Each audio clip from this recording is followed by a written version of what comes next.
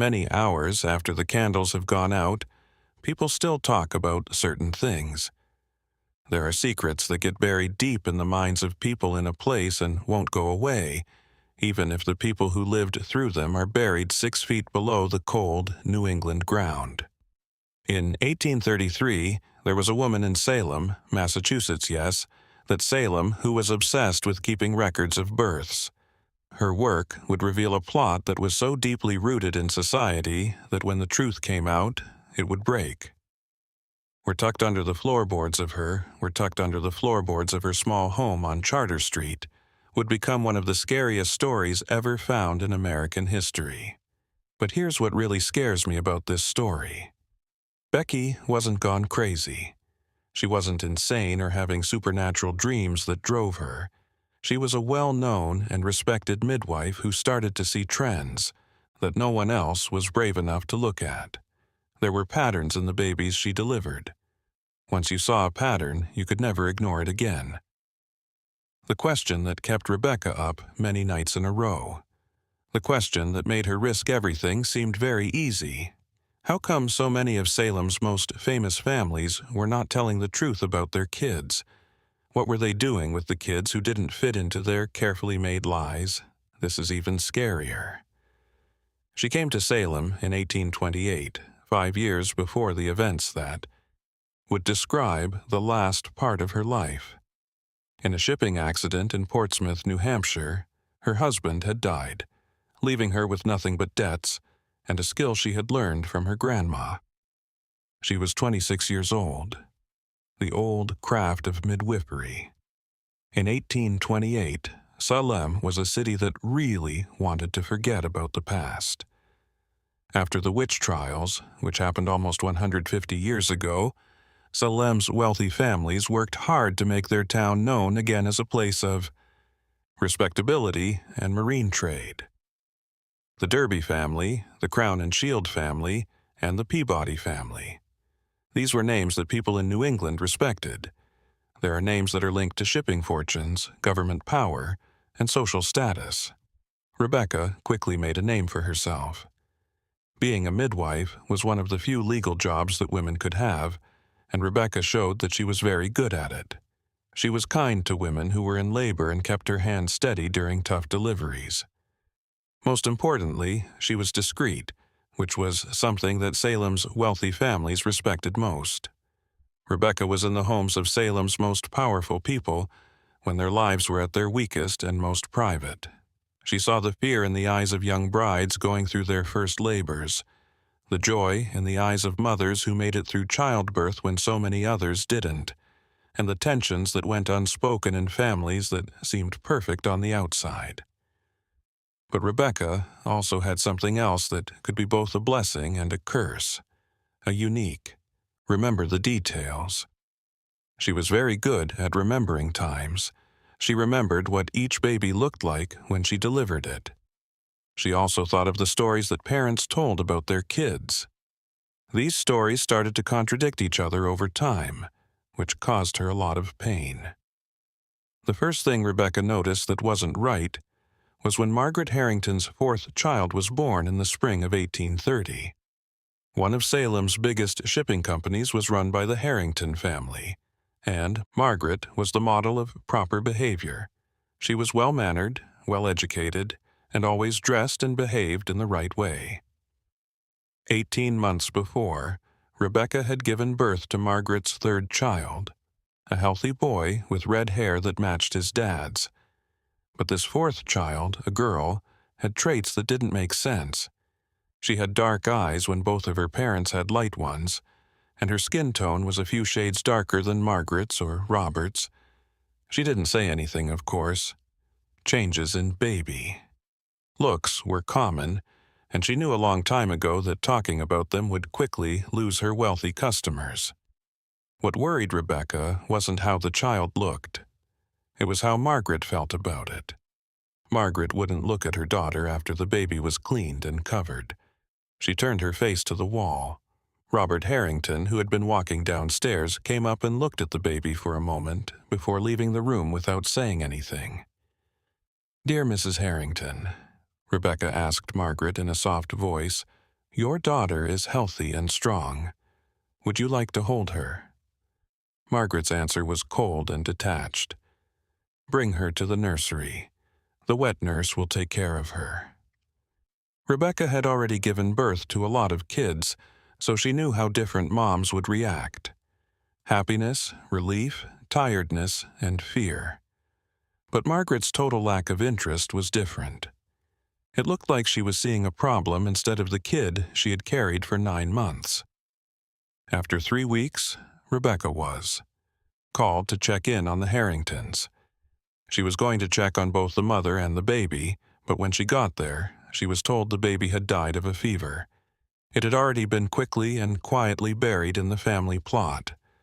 Rebecca told her, "I'm so sorry for your loss," even though she was confused. "The baby was healthy when she last saw her," she said. Margaret took her sympathies with a strange calmness. "That's what God wants," she said simply. "Children aren't meant for this world." But Rebecca couldn't help but think about what happened that night as she walked home. She saw a cradle with a baby sleeping peacefully inside it.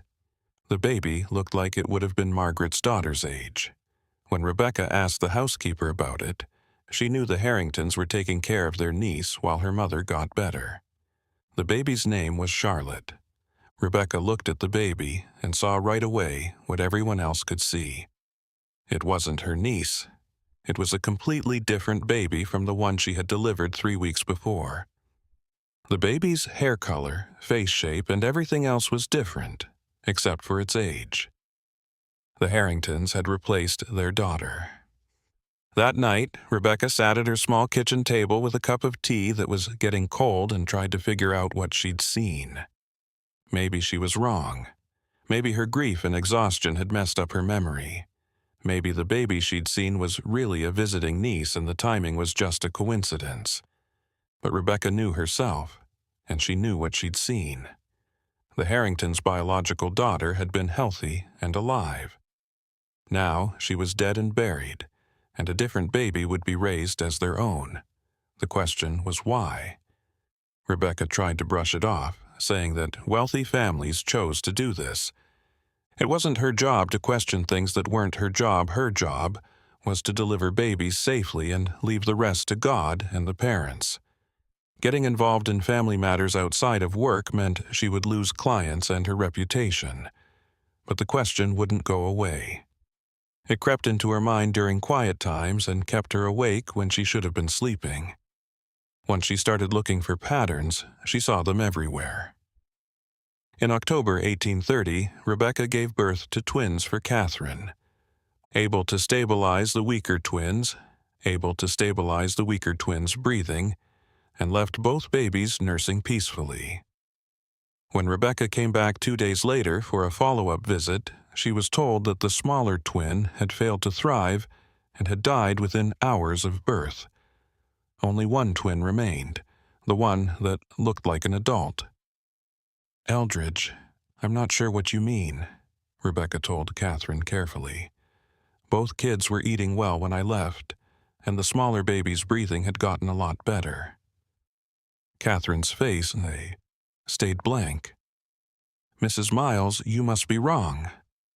The weak person never took enough breath.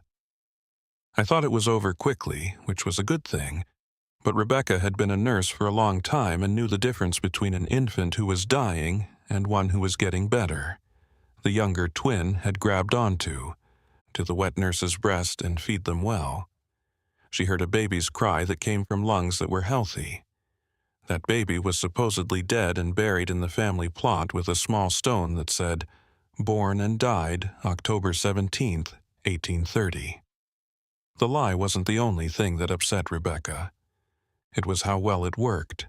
In less than 48 hours, the baby had been pronounced dead, buried, and remembered. There were no questions, no lingering grief, just a smooth practice speed that made it seem like this wasn't the first time.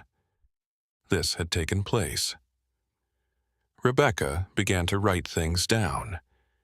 It started in a good way. For her own records, she had always kept simple notes of her deliveries: date of birth, family name, sex of child, and any problems that happen during birth are all normal things that a nurse might keep track of. But now Rebecca started writing down more information, like the baby's hair color, eye color, skin tone, and other unique features. She wrote down how parents felt about their babies, especially when those. The responses were strange. She kept track of which families reported babies dying soon after birth and what happened. She started to see a pattern that was so regular and planned that it couldn't be a coincidence. Lots of wealthy families in Salem were replacing kids who didn't meet certain standards with babies who did. Where were they getting the new kids, though? And what was going on with the babies who were being erased from existence? The first question's answer was in thee. There was a very cold spell in January 1831 that frozen the harbor solid and dumped weeks of snow on Salem. A difficult birth was happening at the Salem Foundling Home, a charity on the edges of town that took in abandoned babies and kids. Rebecca was asked to help with the delivery. Rebecca had given birth before at the home for foundlings, single moms, desperate women who had nowhere else to turn, and girls who had just turned 13 and had babies and then went back into whatever. Would make people today shudder. Every so would make people today shudder. Every so often, half of the kids born there would die before they turned 1. On this night, Rebecca gave birth to a healthy girl to Mary, a young woman who wasn't married. The mother was maybe 17 years old, scared, and had bruises on her arms that showed she had run away from a violent situation. She took care of her baby 4. She cried quietly for about 10 minutes before the mother of the foundling home took the baby away. She can't keep it, the guard told Rebecca. No way to get help. The child will be given up for adoption if no family can be found. She will be raised here if not.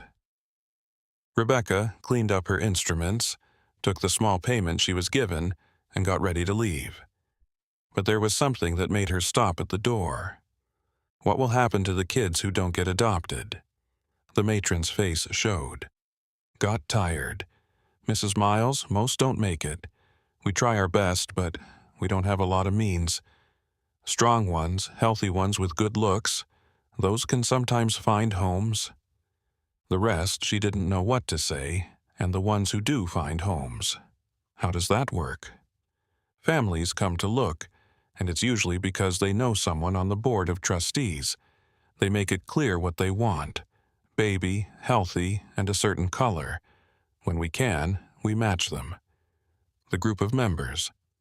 Rebecca was aware of those names. Jonathan. People named Thomas Worthington, Samuel Harrington, Robert Eldridge, and Peabody. The original Homes Board of Trustees had someone from every important family in Salem. The same people whose babies sometimes died soon after birth and were buried right away. The same families that would sometimes have cousins or nephews over without warning, and who then stayed in the house permanently. Rachel felt something cold in her chest. How often does this happen? The board helps families find kids. The woman looked like. Not sure how to answer the question.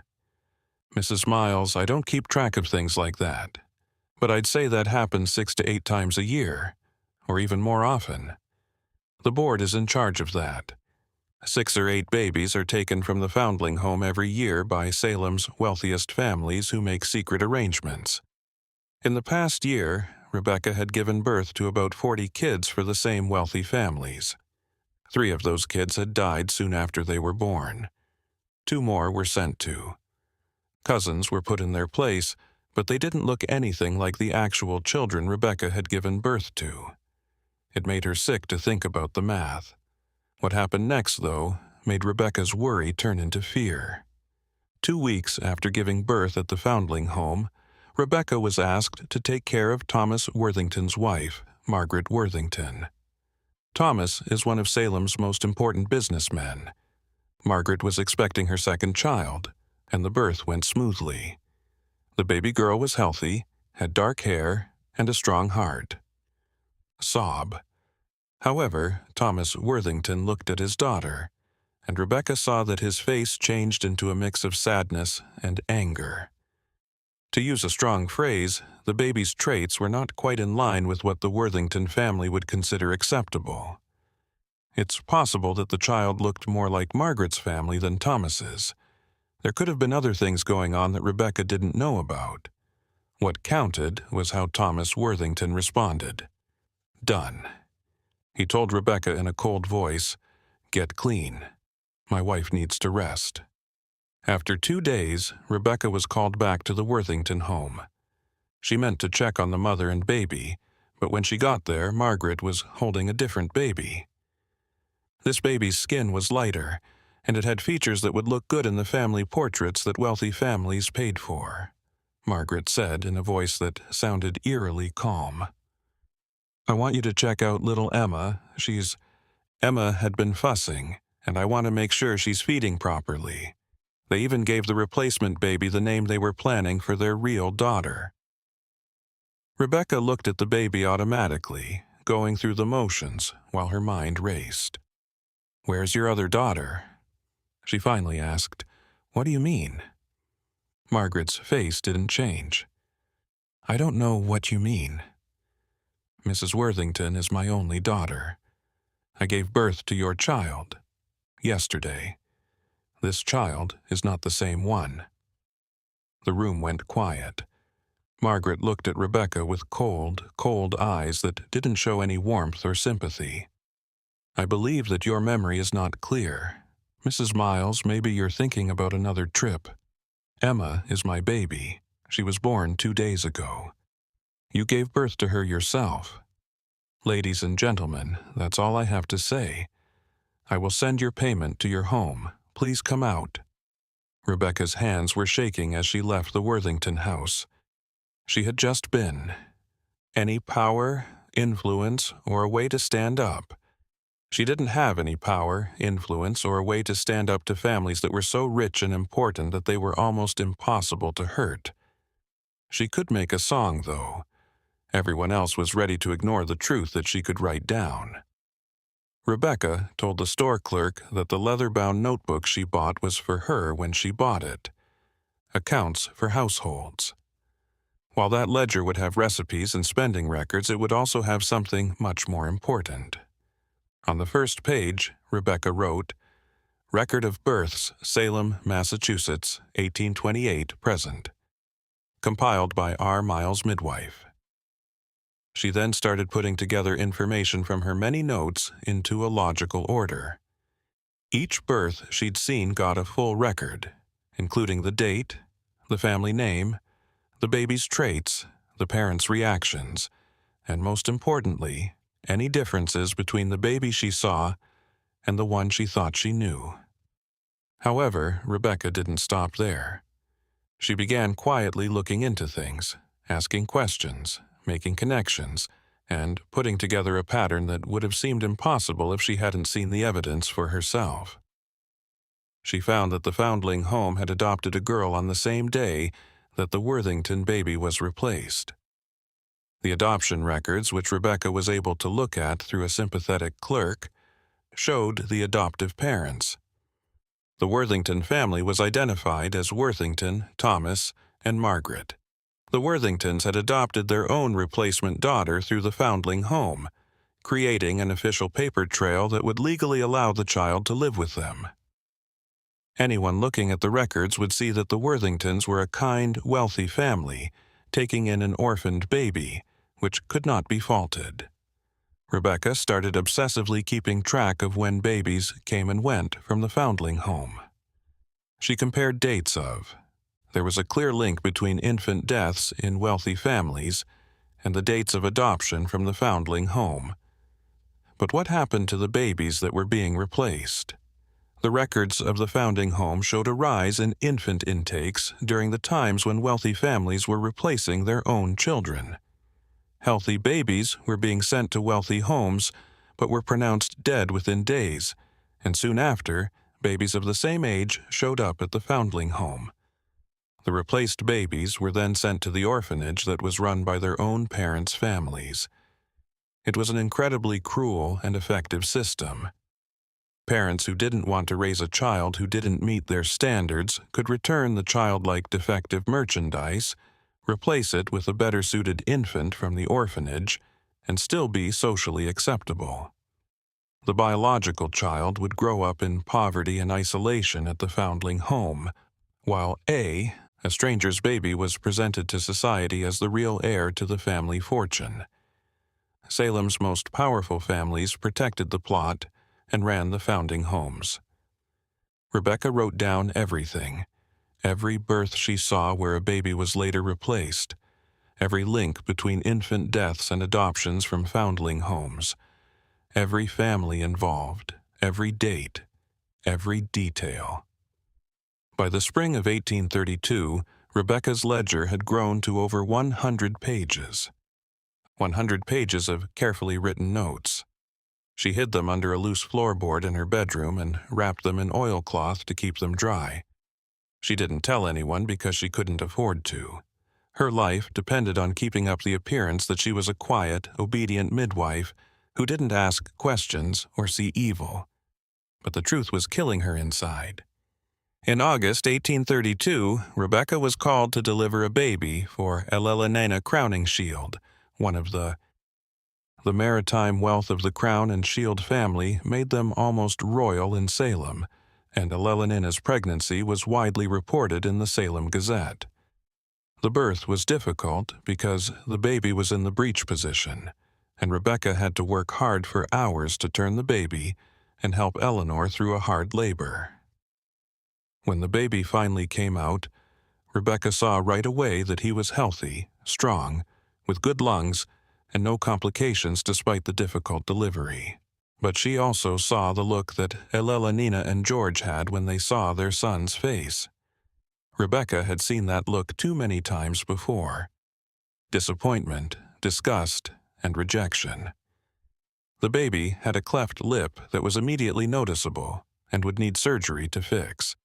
In 1832, surgeries like that did exist, but they were dangerous and left scars that could be seen. The baby would grow up knowing that he or she was different and not good enough. Mrs. Miles, George Crownshield said in a tone that brook no. Argument, I need you to leave now. My wife needs rest. Rebecca had given birth to enough babies by that point to know when she was being fired.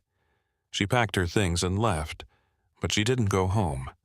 Instead, she hid in the shadow of a nearby building on Charter Street and watched the Crown and Shield house. Just before midnight, she saw what she had been waiting for. A closed carriage pull up to the house, and a figure got out carrying a wrapped package that was too big to be anything. They took a baby and put it in the carriage. The carriage left right away and went to the foundling home. The next morning, Rebecca asked around among Salem's working class the servants, the tradespeople, and everyone else who saw everything but wasn't asked about it, and found out that the Crown and Shield baby had died during the night of respiratory failure. The burial would be private, with only family present. She also learned that a baby boy, about 1 day old, had been left in the middle of the night by an anonymous donor. The baby had a cleft lip but was otherwise healthy. 3 days later, Rebecca was called back to the Crown and Shield house to check on their nephew, who had moved in with them. The baby was perfect, no cleft lip. No other flaws, just a beautiful baby who would make a good photo and live up to the Crown and Shield name. Rebecca wrote it all down in her ledger, but this time she made a mistake. This time her disgust got the best of her and she wasn't careful. It was Mrs. Crown and Shield, she said in a low voice. Her eyes got cold when she asked, "What happened to your son?" "It's not clear to me what you mean. This is my son, and he's great. Your real son, the one I gave birth to 3 days ago. How did he get away?" After that, the quiet was unbearable. Eleanor slowly stood up, making sure she was at full height. "Mrs. Miles, you don't understand. You have worked too hard. You might want to take a break. I know what I saw, do you?" Eleanor's voice was soft, but it was clear that she meant to scare them. "Since you're getting old and making false charges against good families, "I think you're losing your mind. Mrs. Miles, that's a very dangerous road. Really, very dangerous." It was easy to understand. Do not speak out, or you will be hurt. Rebecca knew her time in Salem was running out when she left the Crown and Shield house. That was too much for her. She asked too many questions. The families would be keeping an eye on her right now, waiting for her to do something wrong again. However, she was unable to cease recording. The ledger had become her goal, her reason. Someone had to be there to see what was going on. Someone had to make a record that would last longer than the planner's power and influence, even if it meant dying for being honest. During the fall and winter of 1832, Rebecca kept working, even though she knew she didn't have much time left. Rich people in Salem still called her to be there when babies were born. She was too smart to. It was easy to replace, but the mood had changed. When she walked into a room, people stopped talking. Servants who used to be friendly stopped talking to each other. She was being thought about, analyzed, and watched. Rebecca did more paperwork than before. Not only did she start writing down the births and replacements, but she also started writing down the bigger trend she was seeing. The foundling home was mostly just a warehouse for babies, so the rich people in Salem could buy and sell kids like goods. Healthy babies born to desperate single moms were sent to wealthy families to replace biological children who were thought to not be good for them. Those biological children who were not good for their parents were sent to the foundling home, where they were given new names and raised as orphans. Some were finally given to working-class families to raise, who had no idea they were taking care of a biological child of Salem's upper class. Others just died because the home was too crowded and didn't have enough money. It was eugenics before the word was even used. It was a planned effort to control families and keep the look of genetic superiority among the powerful people in Salem. Rebecca learned that the custom had been around for decades, or even generations. In the early 1800s, she found burial records that showed a strange trend of infant deaths in well-known families. She found records from a foundling home that showed strange increases in the number of babies that had been left behind during the same times. There was more than one conspiracy going on. There were rules about it, and it was so deeply ingrained in Salem's high society that it had become normal, accepted, and hard to find unless you were looking for it. But Rebecca kept looking, and in January 1833 she found something so amazing that it made everything else she had found look small. Rebecca found evidence of a parallel set of ledgers kept by the Board of Trustees of the foundling home while she was researching birth records at Salem's Town Hall. She said she was checking her own records for tax reasons. These ledgers were locked up in a different room, but a friendly clerk who had grown suspicious of what the board was doing let Rebecca take a quick look. She felt very cold when she saw what she did. For every child who came through the foundling home, the board kept 2 sets of notes. The official story was in one set, which was the public papers. Abandoned kids were taken in, some were adopted, and some died of different illnesses. All of these events were properly recorded. And above criticism, the private ledgers, on the other hand, tell a different story. These records kept the real names of kids who had been switched around. They had the names of the biological parents, the times of birth and replacement, and what happened to each child in the end. Some were marked as having been adopted by working-class families. Others were marked as dead from natural causes. Some, though, were marked with a single word that Rebecca didn't understand at first, which was scary. Moved around. Where was the transfer? What for? The clerk who showed Rebecca the papers didn't know.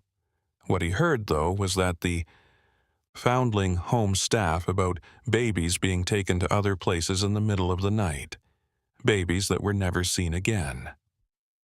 For 3 weeks, Rebecca tried to figure out what transferred meant.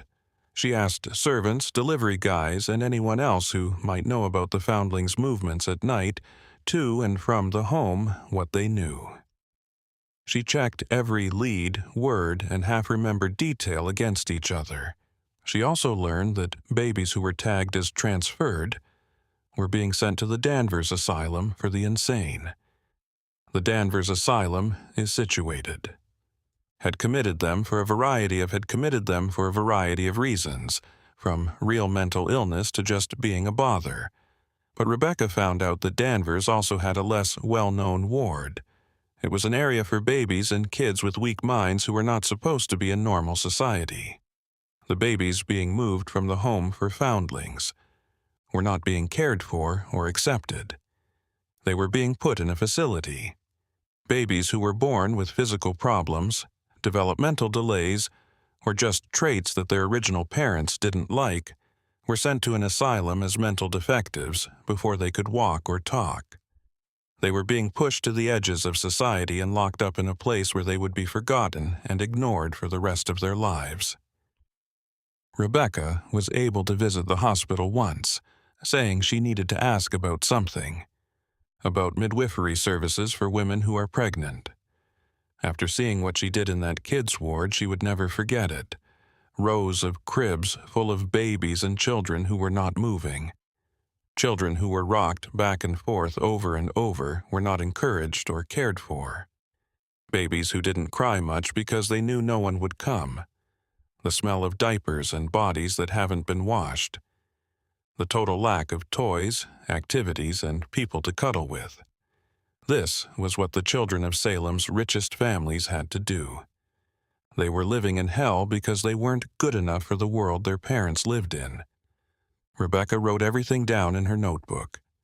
She wrote down the names of children she recognized from her birth records who were now in Danvers but had different names or no names at all.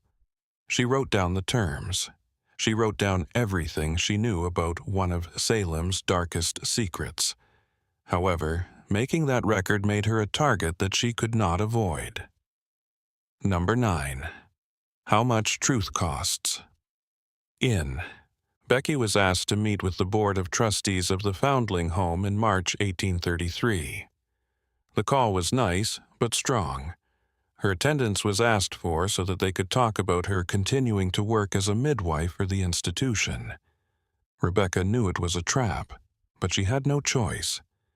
If she refused to show up, it would be the same as admitting blame, which would mean she was hiding something. She didn't want to leave her notebook at home where it could be found, so she went with it hidden under her cloak.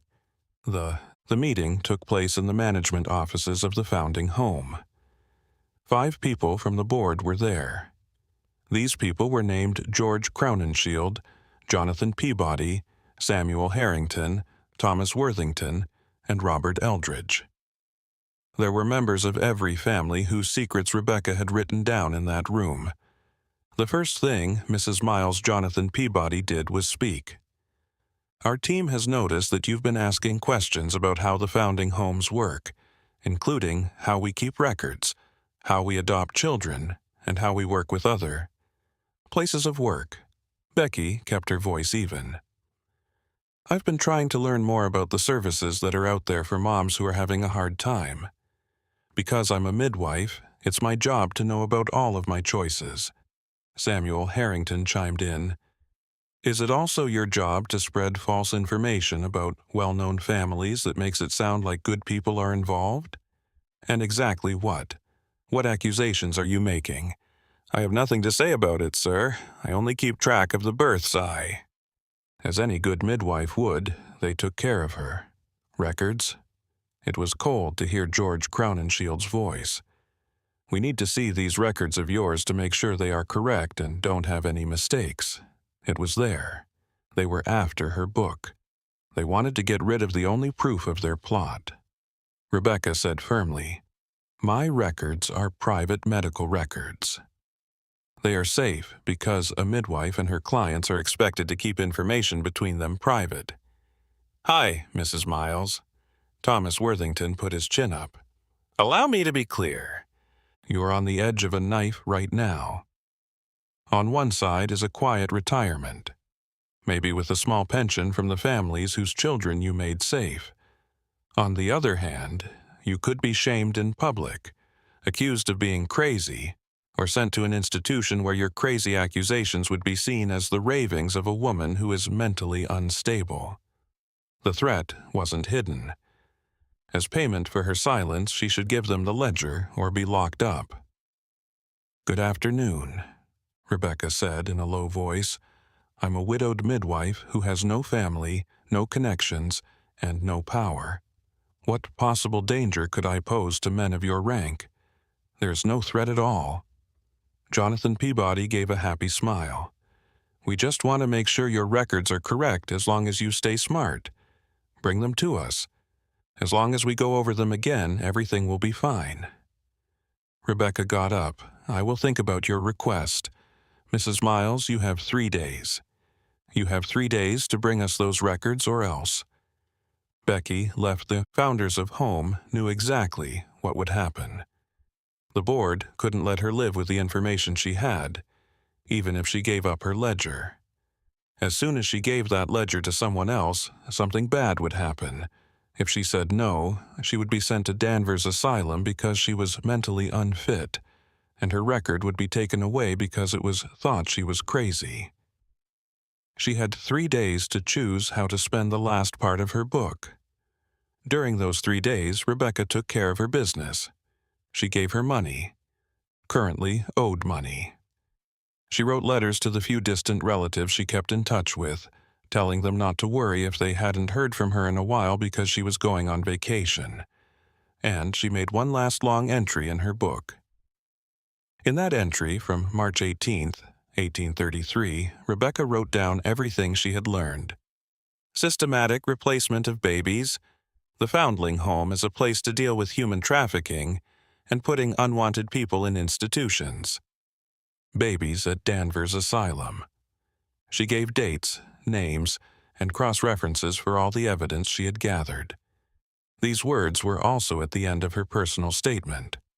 "I'm Rebecca Miles, and I work as a nurse in Salem, Massachusetts. I have all of my abilities and am healthy in mind and body as I write these words. If you are reading this journal, it means I'm probably dead or in jail, and the men whose crimes I have written down have tried to shut me up. Justice will never come to me in this life. The families. I blame them because they are too strong and their plot is too well hidden. But I believe in a justice that goes beyond human law, and I think that the truth is important, even if it doesn't win right away. This paper should be proof of what happened in Salem from 1828 to 1833. Let it remember the kids who were thrown away, the babies who were killed, and the lives that were taken by people who were supposed to protect them. Then, let future generations decide if the men who made a lot of money off of these things were moral. People who are cruel deserve the respect and honor they expect." Rebecca carefully covered the ledger in oilcloth and put it in a metal box. She then chose a spot to hide the box under the floors of the basement in the Salem Custom House, where her late husband had worked as a clear. She knew the building inside and out, including the rarely used areas. She knew exactly where to hide the box so that it would stay hidden for decades or even centuries. This is what Rebecca did next. Not expected. She didn't run away from Salem or give in to what the board wanted. Instead, she went on the attack. In a letter to the Boston Courier, one of New England's most important newspapers, she told them about what she'd found in a general way without name any families. She talked about how the wealthy people in Salem were plotting to trade babies. She went into depth about how the foundling home was used for eugenics, how unwanted babies were put in institutions, and how children who didn't live up to their parents' expectations. She sent copies of that letter to 3 different newspapers and told them to print the letters right away if anything happened to her. It was a stunt, a last-ditch effort to get enough attention so that the board couldn't just disappear without any effects. The answer came quickly. A knock on Rebecca's door in the middle of the night on March 21st, 1833, woke her up. She took it out to find a police officer with Dr. Richard Hammond, who was the head doctor at Danvers Hospital. "Mrs. Miles," the police officer said straight away, "Dr. Hammond has asked that you be committed to the hospital. Several well-known people have sworn under oath that you've been having delusions, making false charges against good families, and showing signs of dangerous mental instability." When Rebecca looked at Dr. Hammond, he looked away. He was on the board of managers for the foundling homes. Of course, they were all that. Rebecca told him quietly, "I'm completely sane. I have also taken safety measures. If I disappear, letters will be made public that will destroy every family that is connected to this plot." The doctor finally looked at her. "Those letters have been read by someone else, Mrs. Miles. All of them. Did you really believe that no one would be watching the mail coaches? You have nothing to work with, no power and no hope. They did a good job. They knew exactly what she was going to do." Rebecca was upset about that. A night to Danvers Hospital, having been diagnosed with delusional mania with paranoid features. Lots of people looked through her house. They looked under every floorboard and in every possible hiding place, but the notebook wasn't there, so they couldn't find it. It was hidden a few blocks away in the customs house, just the way Rebecca had planned. From what we know, Rebecca Miles passed away at Danvers Hospital on November 3, 1833, from pneumonia. She was 40 years old. She was laid to rest in the asylum graveyard the danger was no longer there.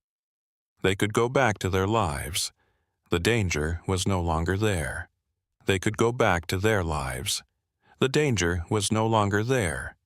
They could go back to their lives. The danger was no longer there. They could go back to their lives. The danger was no longer there. They could go back to their lives. The danger was no longer there. They could go back to their lives. The danger was no longer there. They could go back to their lives. The danger was no longer there. They could go back to their lives. The danger was no longer there. They could go back to their lives. The danger was no longer there. They could go back to their lives. The danger was no longer there. They could go back to their lives. The danger was no longer there. They could go back to their lives. The danger was no longer there. They could go back to their lives. The danger was no longer there. They could go back to their lives. The danger was no longer there. They could go back to their lives. The danger was no longer there. They could go back to their lives. The danger was no longer there. They could go back to their lives. The danger was no longer there. They could go back to their lives. The danger was no longer there. They could go back to their lives. The danger was no longer there. They could go back to their lives. The danger was no longer there. They could go back to their lives. The danger was no longer there. They could go back to their lives. The danger was no longer there.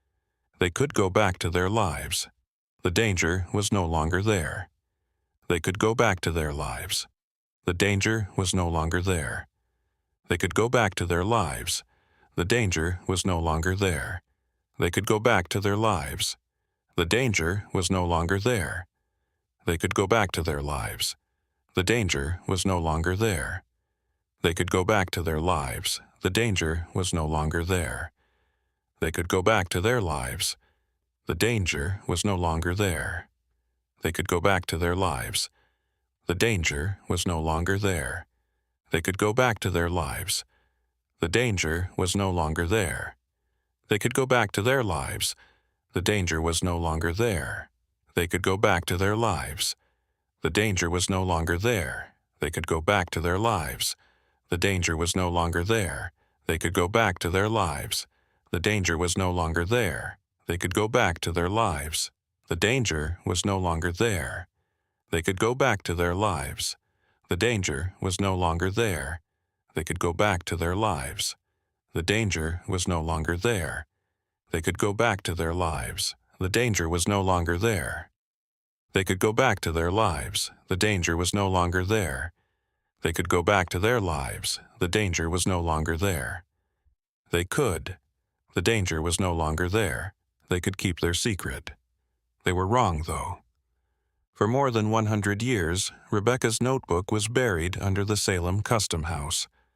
The building was fixed up, its purpose changed, and there were many managerial reorganizations, but the storage area in the basement where Rebecca had hidden her work stayed the same.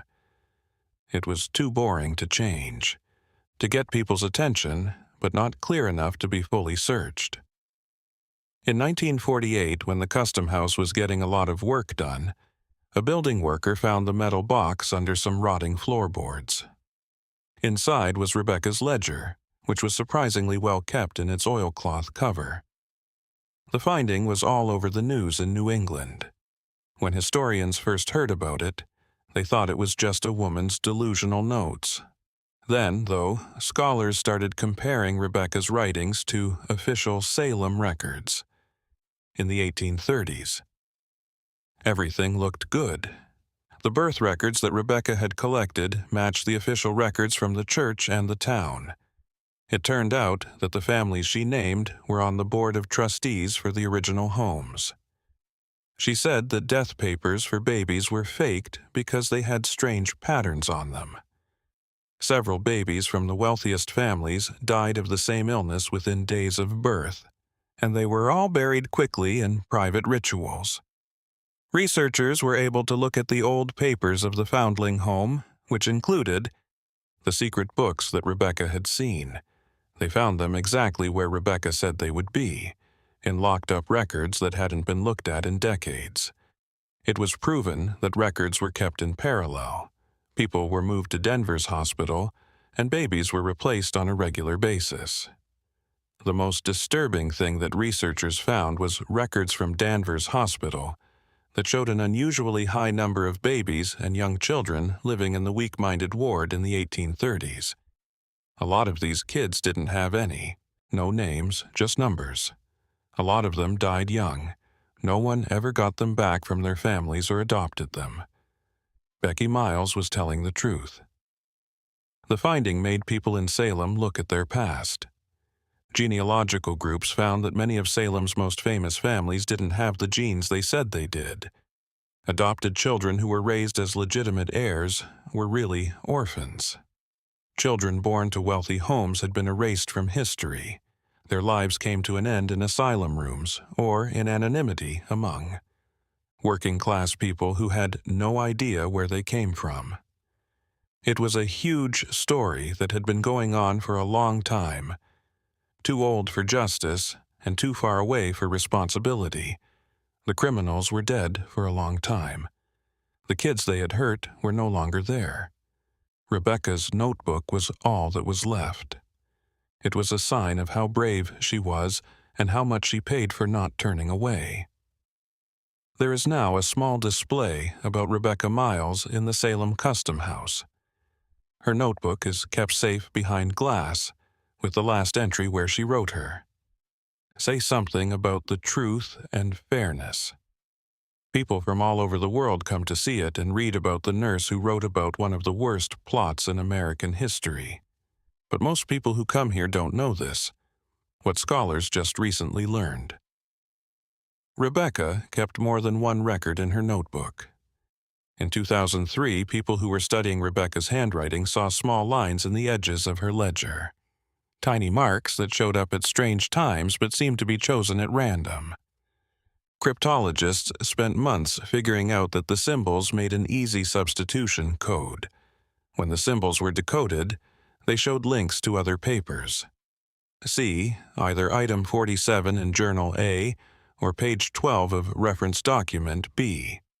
Rebecca had made more than one song. The Customs House record was just the start. Rebecca had put together more papers, journals, letters, and proof that she never wrote about in her main ledger. They may still be hidden somewhere in Salem. Policies that protect you from finding, or maybe just a methodical woman's need to make multiple copies of important data. People have never been able to find those other papers. Therefore, what scholars think they know about Salem's baby swap plot from Rebecca's ledger may not even be close to what Rebecca herself found out. The whole truth, with all the names, times, and crimes, could still be hidden somewhere in Salem, ready for another renovation or curious worker. This is another accident of finding.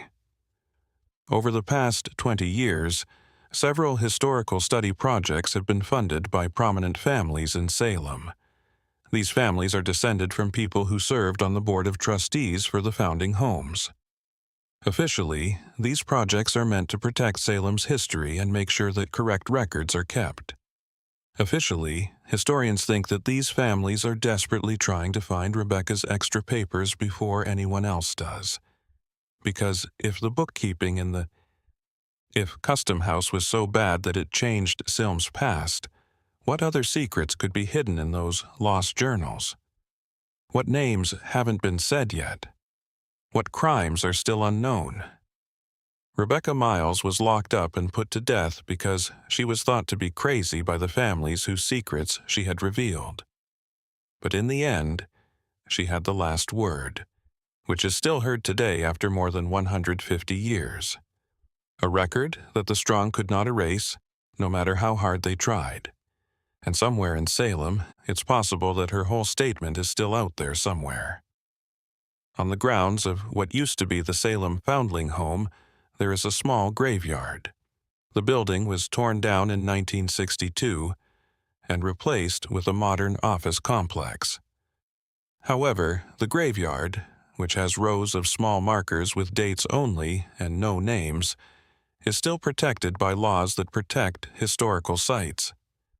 The child died on June 12, 1829. The child died on April 3, 1831. There were dozens or even hundreds of kids who lived and died without ever being given a name. Historians now think that many, if not most, of these graves hold the children Rebecca Miles wrote about, babies who were replaced, thrown away, or removed from history because their parents didn't think they were good enough. There are some empty graves. Babies who were said to have died but were actually taken to Danvers Refuge or adopted by working-class families. There were acts at the funerals. The burials were staged performances meant to keep the fantasy going. Other graves hold children who really did die because they were ignored, because the foundling home was so bad, and because the system treated people's lives like they were worthless. Someone always brings flowers to the cemetery on November 3rd, which is the date of Rebecca Miles's death. Every year, someone always leaves a bunch of white roses with the small markers, along with a card that says, "Remembered by R.M." No one knows who does this. The cemetery does not have a caretaker or regular guests. The flowers just show up. The Historical Society in Salem has never been able to solve this riddle.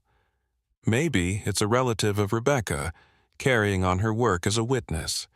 It could be a descendant of one of the children who were replaced, recognizing the woman who wrote about them. It could very well be something else. The ghosts of Salem have always been hard to deal with. But those flowers show up every November 3rd to remember a woman who wouldn't forget the forgotten, and insisted on writing down the who died because they believed the truth was important, even when powerful people wanted to hide it. Behind glass, Rebecca Miles' words are kept safe in her notebook, which is kept in the Custom House. But her memory lives on in every historian who doesn't believe official stories, every researcher who questions stories that make sense, and everyone who thinks that the weak should have their stories told. It lives in the foundling home's empty cribs, Danvers Asylum's unused graves, and the bodies that haven't been found. There may still be diaries hidden somewhere in Salem, proof that the deepest secrets don't stay hidden forever, no matter how tall the hole is. It's been almost 200 years since Rebecca Miles recorded the kids in secret. But now their stories are being heard. Their presence was finally recognized. Because one woman wouldn't look away, their pain was finally seen. Since one woman wrote down what everyone else chose to ignore. Because Rebecca Miles thought that every life, no matter how small, was important. Children who were thrown away and were the weakest victims should be remembered. In the end, that belief was stronger than all the money and power that Salem's wealthy families could gather. The truth is waiting for you. It doesn't have to wait decades or even centuries, and Rebecca's whole statement is still waiting somewhere in Salem.